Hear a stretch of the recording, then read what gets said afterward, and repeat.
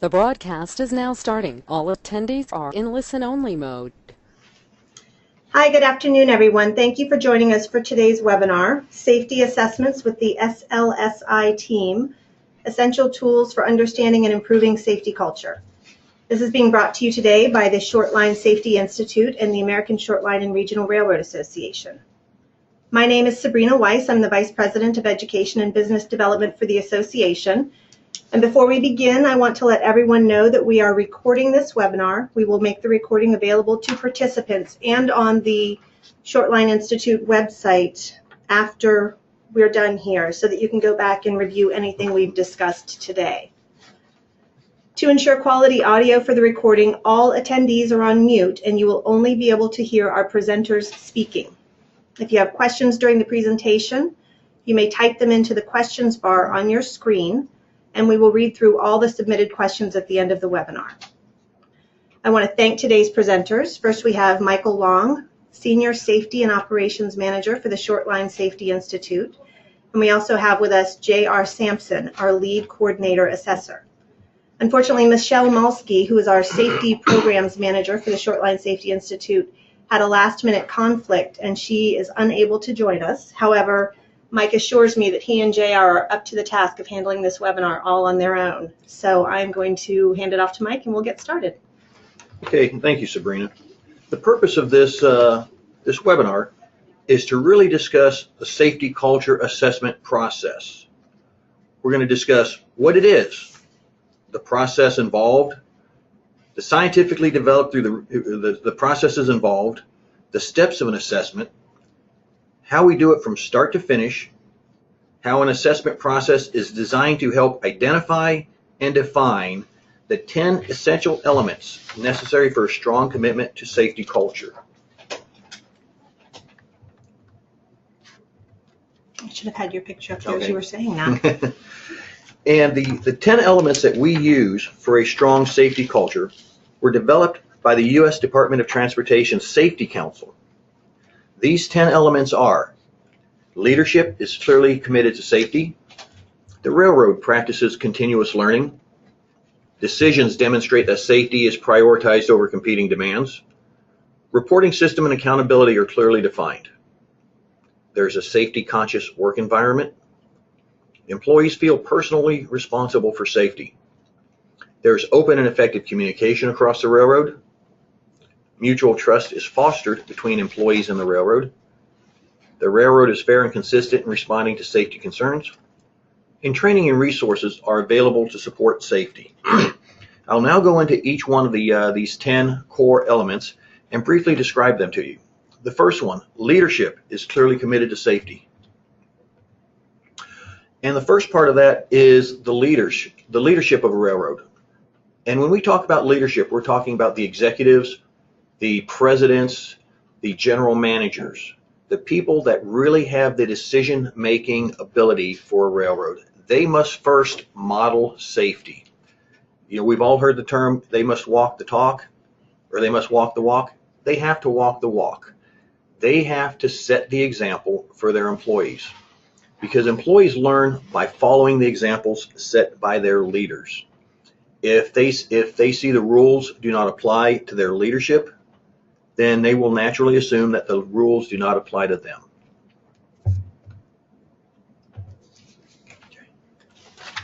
The second core element is that the railroad practices continuous learning.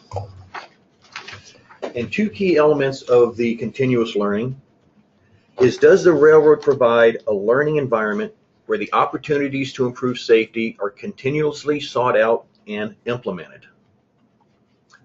We oftentimes think of learning as a rules class or a formal structured environment, but continuous learning is also part of could be part of the operational testing program, where the program isn't designed as a got-you or a means of discipline. It's a means of continuous learning where the employees are observed by their managers.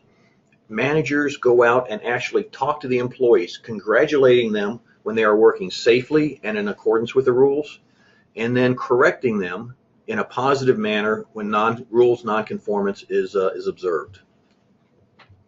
As part of that continuous learning, The railroads must be open to learning themselves. Learning is not a one-way. It's not one way. It does not only go down from management to the employees. It has to work both ways. And learning from the accidents when they happen, the railroad must be willing to make changes to prevent incidents in the future.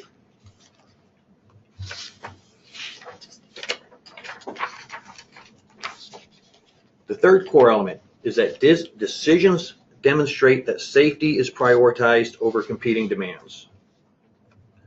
By this, the decision-making process clearly demonstrates that safety is prioritized over competing demands. How important is it for that train to leave the yard on time, that customer to be serviced, versus the employees having a safe work environment where they know that if there is a decision concerning safety that may delay the train or may jeopardize the on-time performance for that customer, they will be supported in their decision. And the management can consistently choose their safety concerns over performance. And it's the key thing is the valid safety concerns. Employees are the first level that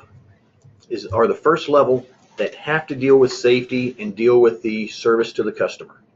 So if they see that their management is consistently backing them up when a valid safety concern is brought to their attention over on-time performance, that demonstrates to the employees that safety is prioritized.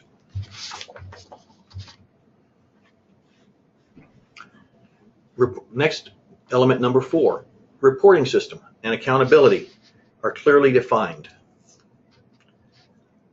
That allows the employee to know that when they identify a safety issue or a safety concern, they can bring it up without fear of reprisal to their management.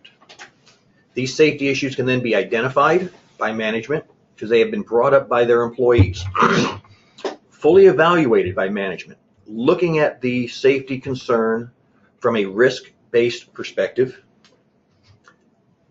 how to address the issue, how to address that safety concern. Does it require money? Does it require a change in process? Does it require a change in training? And once that safety concern has been resolved and corrected, the other part of that is the feedback to the employees. How does that information make it back to the employees so that they are aware that their safety concerns haven't been ignored, but that they've been addressed, they've been corrected, and that information is then passed out to the rest of the employees. Element number 5, there is a safety-conscious work environment. Constant vigilance and elevated awareness of the importance of safety. The employees have a very key awareness of safety. They're the ones that are out there working amongst the equipment, switching cars, making hoses, protecting shoves. They know better than anyone how dangerous it is or the risk they are at if they lose focus for even a moment. We all know it. We've been there ourselves. And as part of that, the employees should be encouraged to raise these safety concerns. If they know they will be supported when they raise valid safety concerns, rather than being chastised, that will also create a good flow of communication that goes up to management and communication that comes down, and that these employees are provided opportunities to raise these concerns. How well are they supported? And then how well are those safety concerns addressed, resolved, and communicated back to all of the employees? Which leads directly to the next core element, that the employees themselves feel personally responsible for safety. If they feel responsible for their own safety, they take more ownership in following the safety procedures. They're not afraid to speak up when they see other employees behaving in an unsafe manner. And this empowers the employees to the benefit of the entire railroad. The first 2 bullets here are key. They take ownership of their own safety, and they speak up for others. For lack of a better term, they are their brother's keeper. Because if they observe one of their brethren out there not complying with a safety rule, it may not just be that that fellow worker that is putting himself in harm's way this time. The next time could be putting one of them in harm's way. And one thing we and every railroad employee wants to do is go home to their families at the end of the day.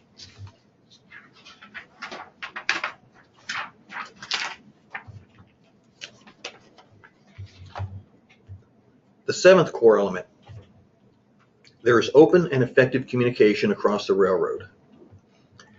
How comfortable do the employees feel communicating with their supervisors and with their peers? It's never easy for one of us, whether as a manager or as an employee, to tell someone something negative. We always want to focus on the positive aspects. I mentioned earlier, you're being your brother's keeper, whether it's a peer-to-peer issue, a communication, discussing safety, or even a pat on the back. Because the pat on the back is just as important with communication as correcting an issue, because you're reinforcing a positive action. That's with their peers and with their supervisors. Do they feel comfortable knowing that there will be no reprisals when they bring an issue up to their supervisor? And do the supervisors have the trust and the respect of their employees that fosters this communication? If they show respect down, then they will be shown respect coming back up from the employees. A couple examples of non-communicating: the employees not speaking up. And if they don't speak up for their own safety, they may not speak up for their coworkers. And then you have the corresponding rise in either risks or accidents and injuries.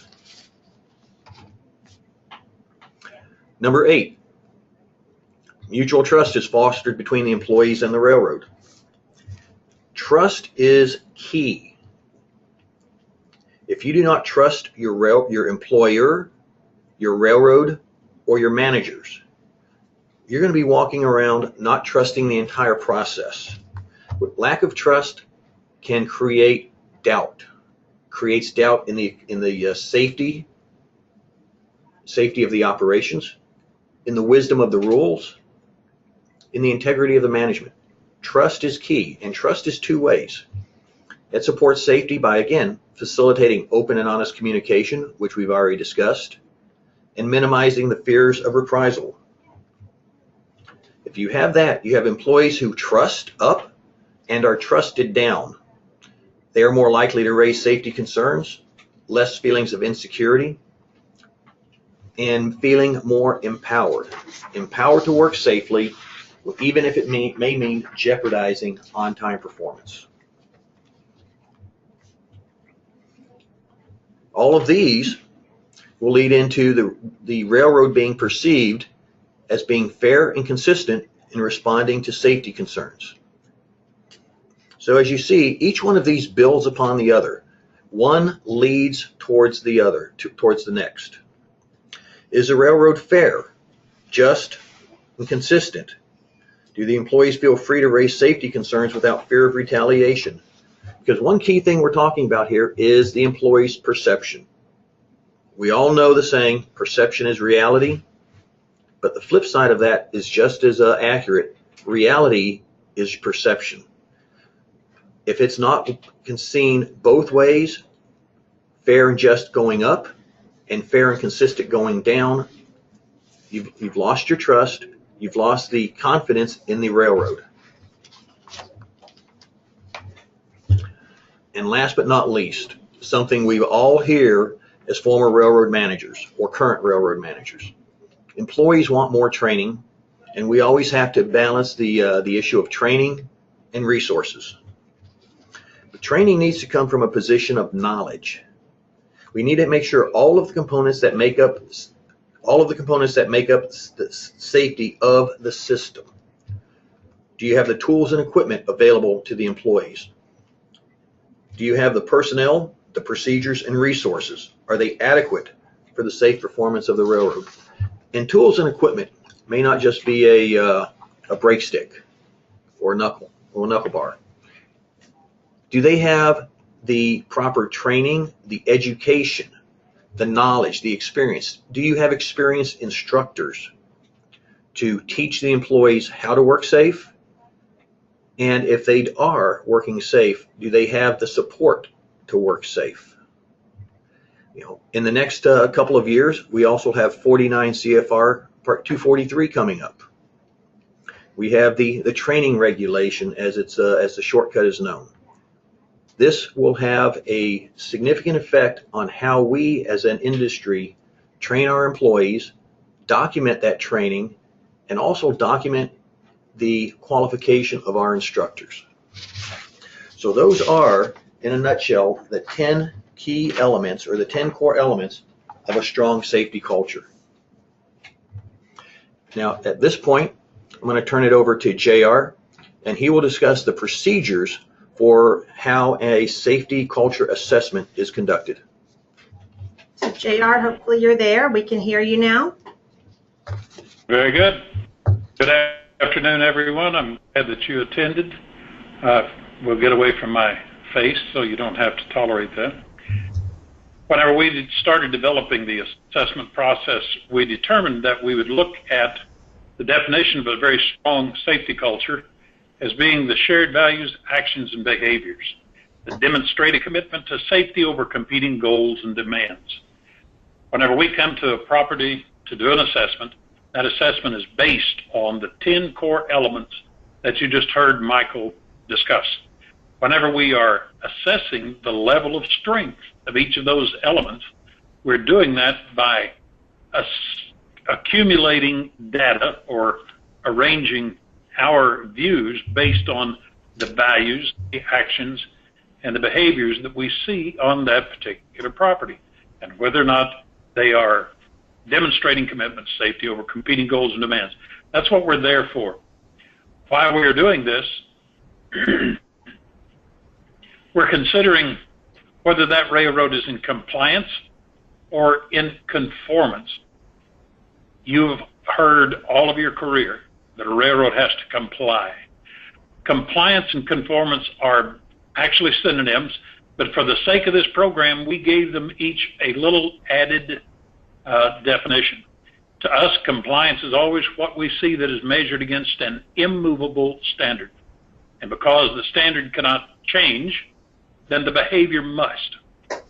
But we do not believe that compliance to, for example, federally mandated regulations always equals safety. We see railroads every day that have not been given a violation or an exception by FRA for a great length of time, and yet they don't have a great record for safety. So compliance does not always equal safety. However, conformance is measured against a chosen standard. Now that standard may be based on a federal regulation. It may be chosen as a necessity for that railroad. It may be a best practice that we've seen somewhere else. Once we set standards, I'm really talking about the rules you have in place, the policies you have in place, and the work practices that are present on your property. Those are the standards that determine behavior. If the behavior is not in conformance with those standards, then there's a gap, and that gap is what causes us a problem. But if you're dealing with conformance, you're talking about chosen standards. If there is a gap and the behavior can't be changed, the standard can be changed. I'm going to use an example here of getting on and off moving equipment, because about 50% of the short line railroads in the U.S. allow getting on and off moving equipment. About 50% prohibit it. However, many of the railroads that prohibit it, if we go out and watch, you'll see people getting on and off moving equipment. So there's a gap between that standard and the performance. If you want to close the gap, you either have to change the performance of the people. Sometimes that can be a brutal process. Or if the behavior of the people is okay with the railroad, just change the standard and you have eliminated the gap. Whenever we're talking about this gap, what we're looking at is normalized deviance. And a definition for that would be the gradual process through which unacceptable practices or standards become acceptable. The deviant behavior is repeated without catastrophic results. It becomes a social norm for the organization. And I'm sure that you can think of ways that you can demonstrate that on various properties. I would like to use here as an example the use of railroad radios and compare it to the use of aircraft radios. You all fly from time to time. You've heard airline pilots. They have an absolute standard for the use of airline radios, and they conform to it. They all speak the same way all of the time. On the railroads, we pretty much recognize that we have a normalized deviant behavior when we're using railroad radios.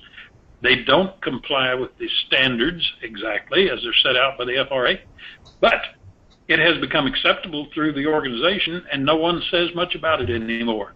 So it has become a deviant behavior that is the normalized behavior. There's a gap. We cannot change the railroad radio rules. So in order to close that gap, we have to change the behavior. Having said that, we come to the railroad, we go through the process that you see briefly outlined in front of you.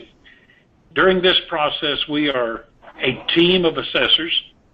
That team have been trained to look for, in a very objective manner, the actions, values, and behaviors that are present on that railroad. And by looking at those things through the light of the 10 core elements, we arrive at a standard of operation that we see and determine the conformance and the strength of each of those 10 elements. So we come to the railroad, and the railroad is voluntarily or voluntarily participating in the assessment. We will questionnaire with your railroad. There are no current activities going on that would prohibit an objective gathering of data for that railroad. If there is, we'll ask the railroad to postpone until a later date. But if that is all in place, then we go to a pre-site. Occasionally we don't do the pre-site, but generally I or someone else like me would come to the railroad, sit down with management, we would discuss what's going to go on, and at that site we would also lay out for the railroad a confidential survey invitation. This survey is conducted on behalf of the Institute by the University of Connecticut. It is placed on the computers of the railroad if they choose to do it this way, or a variety of other ways. We make sure that this invitation gets out to all the people on the railroad so that they can participate in an online confidential survey. They create their own PIN. No one can identify who did or did not participate, and there's no way that anyone can go back and look at the record and see who did or did not, or who said what or did not say something. So it's entirely confidential. We then conduct the safety culture assessment. The team shows up on the property. We will be there approximately a week to 10 days. During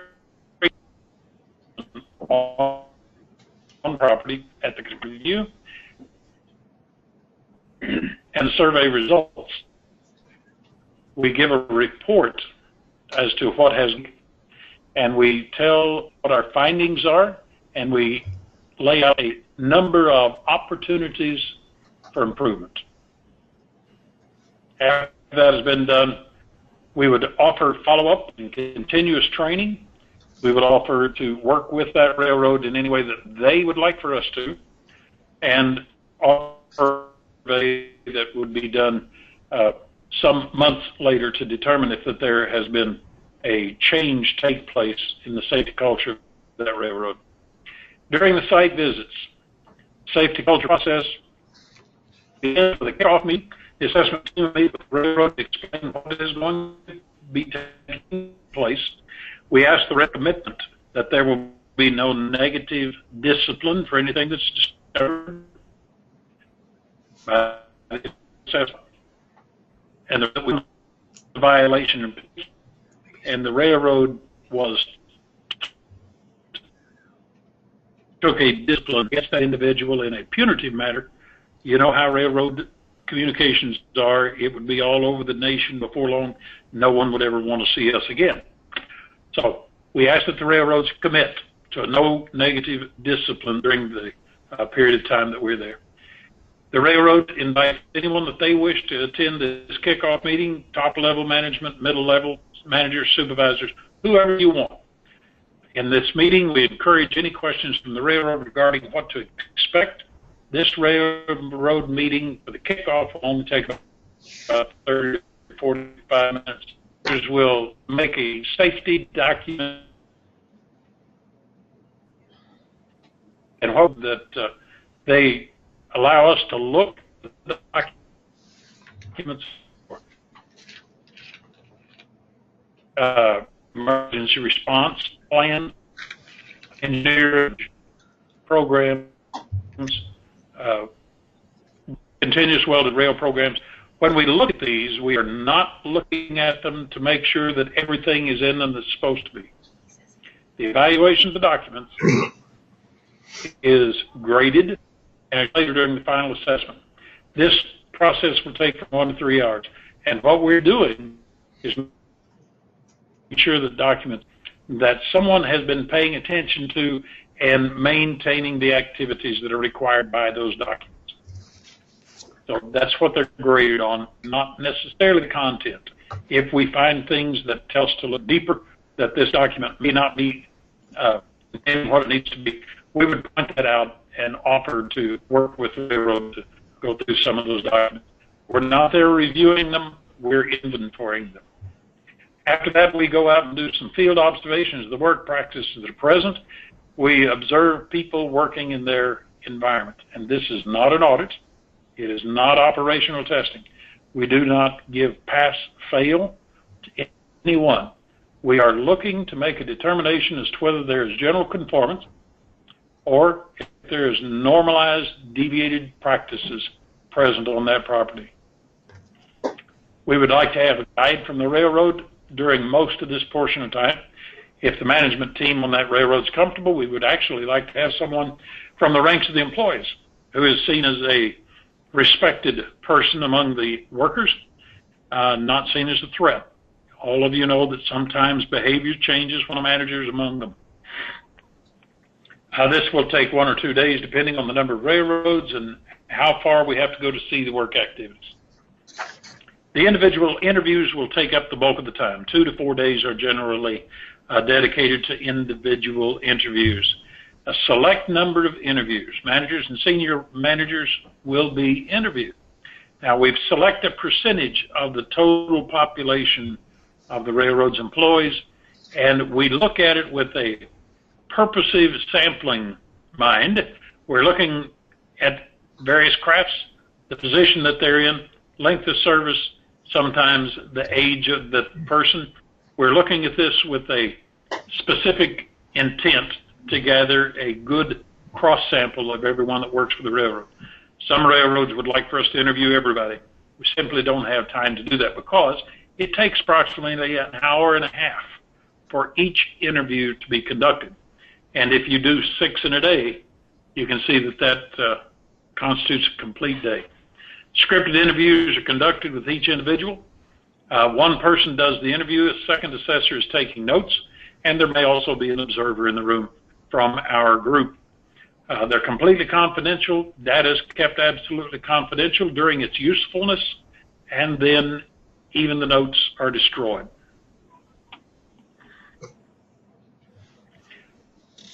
After we have completed those processes that I just mentioned, the assessment team retires to generally the hotel we're staying in, and we stay there for a number of days, 2 to 4, and we consider all of the data that we have collected during this process.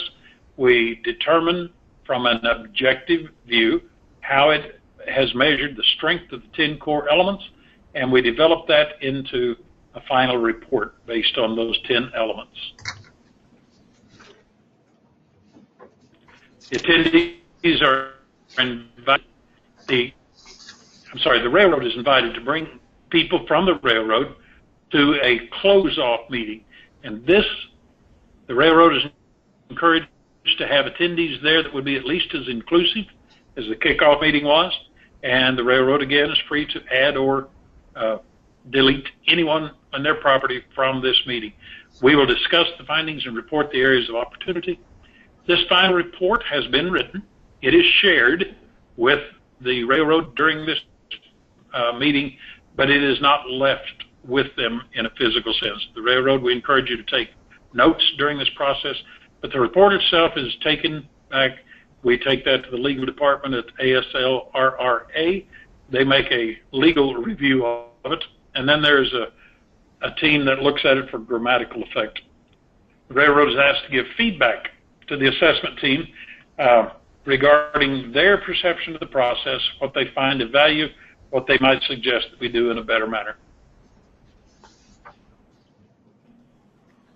Okay, so now comes the more interactive part of our webinar here. I'll remind folks that if you would like to ask questions of our presenters, you can type questions into the module on your screen and we will read them out as they come in. I've got a few here that folks have already started sending in, so let me go through these. The first one is, if a railroad is interested in being assessed, who do they contact? And thank you. Yeah, the contact is myself, Mike Long, and my email is up there, mtlong@shortlinesafety.org. I do the scheduling, contact the, talk with the leadership or the decision maker at the railroad, and based on the operations of the railroad, making sure they do meet the requirements set forth from Congress for our grant, which is basically very simple at this point. There's two requirements. One, you are either a Class 2 or Class 3 railroad, and two, that you transport either crude oil, which can be either in bulk or unit trains or singly, or if you transport hazardous materials. If you meet those two requirements, you are a candidate for an assessment. Okay, excellent. Now I'll remind folks, the last slide that you see on your screen right now does have the contact information for Mike as well as JR, and then of course Michelle Mulsky. So feel free to jot those emails down if you want to reach out to any of them. Another question we have here, I think this may have already been answered. It may have come in as JR was speaking, but it was, how long does an assessment take in general? So. And JR mentioned it normally takes approximately a week. It may go a couple days longer if it is a large railroad, or if there may be a holiday involved with the on a Monday or a Friday. So on average, 1 week, maybe a day or so smaller or shorter if it's a small railroad. It could be a couple days up to 8 or 9 days depending on the size of a larger railroad or if there is a holiday weekend involved. Okay, perfect. Let's see, we've got a couple more coming in here. If one is to schedule an assessment, how long does it take to get on property? Is the institute short-handed? Hold on, I just lost that question. Is the institute fully staffed for this? We currently have 4 assessors, and these are our assessor contractors. We're currently doing about 2 assessments a month. We are actively looking to recruit and retain new assessors. So we are hoping to build our cadre up to 8 to 12 assessors where we would be able to do multiple railroads at the same time. Excellent. Okay, another question we have, is there a communication strategy for employees before doing the assessments? Is there a communicated feedback strategy? Approximately 2 weeks before an assessment, we will come out and do a pre-site visit with the railroad, and we will explain to them in person our process, the procedure, quite a bit of what JR just covered. At that time, we will also provide railroad leadership with a link to the confidential survey. And part of that confidential survey, the cover sheet or the cover page, if you will, describes the confidentiality and some of the protections that the employees have when they take that survey. How the railroad rolls it out to the employees, we've heard various means. whether at safety briefings. One railroad, by pure coincidence, they were having a railroad-wide safety stand-down and meeting, or like a safety feed. So it was rolled out at once to all of their employees. It may be put out as a notice or as a bulletin to their employees. There are various ways the railroad can, advertise this upcoming assessment to their employees. Great. Okay. Another person asks, how does the SLSI assessment interact or dovetail with the pending 49 CFR 271 risk reduction program? It's getting tough. These are getting better here, or tougher, I should say. Part 271, the risk reduction, is actually separate from the Short Line Safety Institute, the safety culture assessments that we do. Ideally, in our safety culture assessment, with our findings that JR described, as well as our opportunities, we would be able to work with the railroads and provide them some findings and some options to either address or potentially correct some shortcomings that may lead, once the risk reduction program or the risk reduction regulation is finalized, to proactively address issues that might lead to an injury, an accident, or the violations that would trigger the actions required in the regulation. Okay. Pretty simple question here. What does it cost? All right, that's a question I like to answer. The cost to the railroad is simple. It does not cost a dime. We are currently funded by a grant from Congress. And as I stated, the requirements of the grant are that you be either a Class 2 or Class 3 railroad and transport either crude oil or other hazardous material. The only other cost, if you will, is the time for us to interview management and to interview the employees. And a key aspect of that is we just don't work 9 to 5.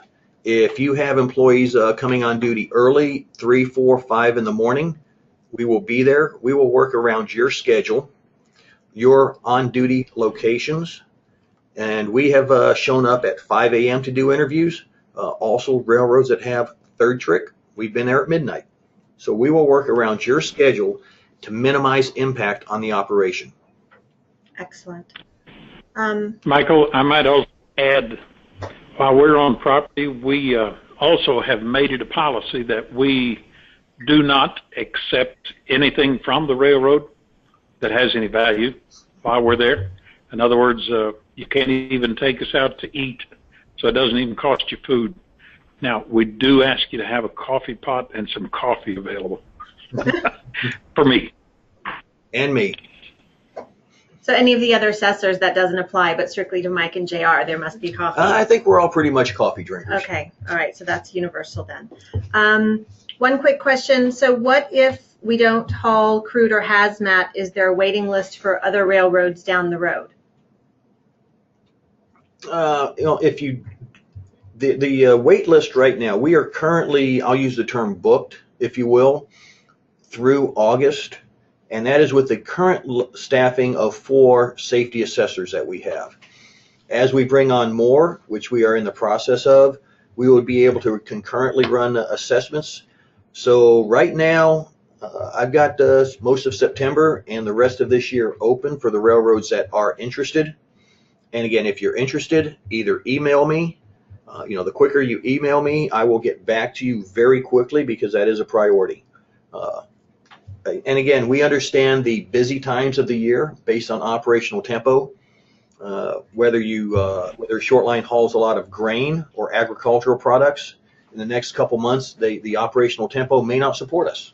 So it may be you would ask us to come in the wintertime when your tempo drops and you would have more time to provide employees and management to speak with us. Excellent. Okay. Yeah, in regard to those railroads that do not handle crude or hazmat, this time the funding from Congress does not cover those railroads. Hopefully in the future we will be finding an answer to that problem because there are a number of railroads, of course, would like to be assessed, and the safety culture on a railroad is not totally dependent on them handling hazmat and crude oil. So hopefully there will be a positive answer for that in the near future. Thank you, JR. That's an important clarification. Can you comment on how many SLSI assessments have been done? Everyone's looking at each other. Yeah, we have done through the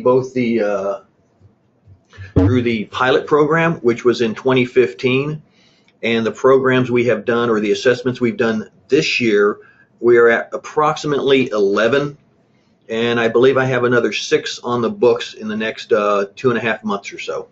Great. So that sounds like great progress. Let's see. Keep typing the questions in, folks. You keep catching me up as soon as I think we get to the last one.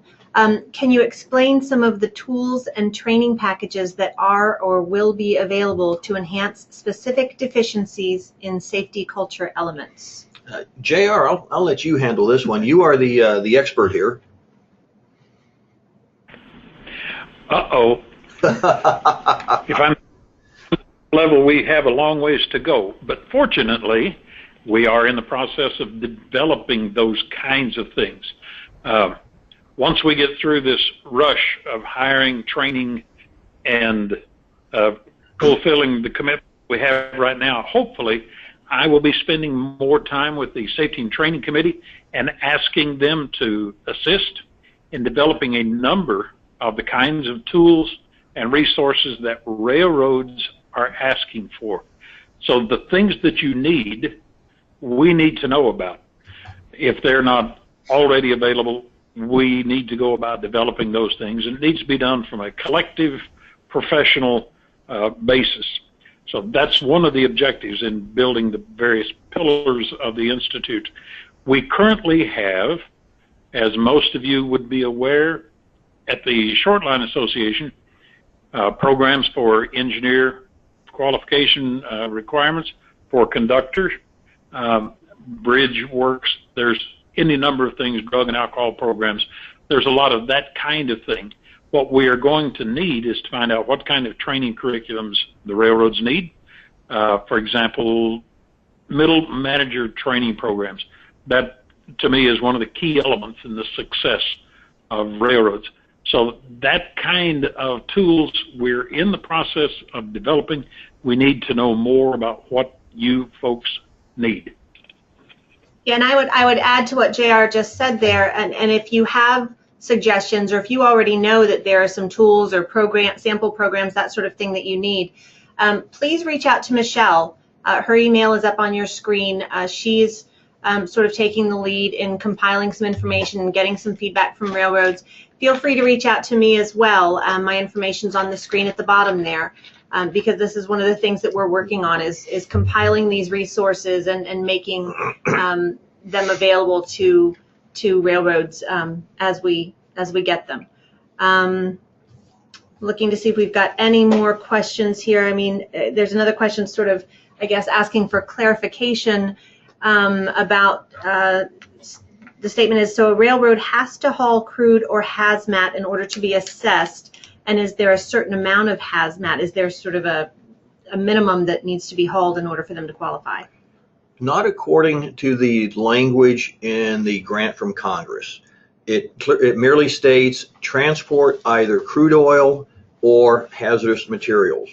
So there's no minimum number of tank cars, if you will, of crude or hazmat that must be hauled. Okay. Another question for you here. Will the final assessments be made available to other sources other than the requesting railroad? Are the final reports protected from FOIA or other discovery by third parties? Good question. Yeah. Part of the confidentiality that we have, there are basically 2 written reports. One written report is the confidential survey that is administered by the University of Connecticut. And again, it is confidential. No railroad is identified by name or by their reporting letters in any report.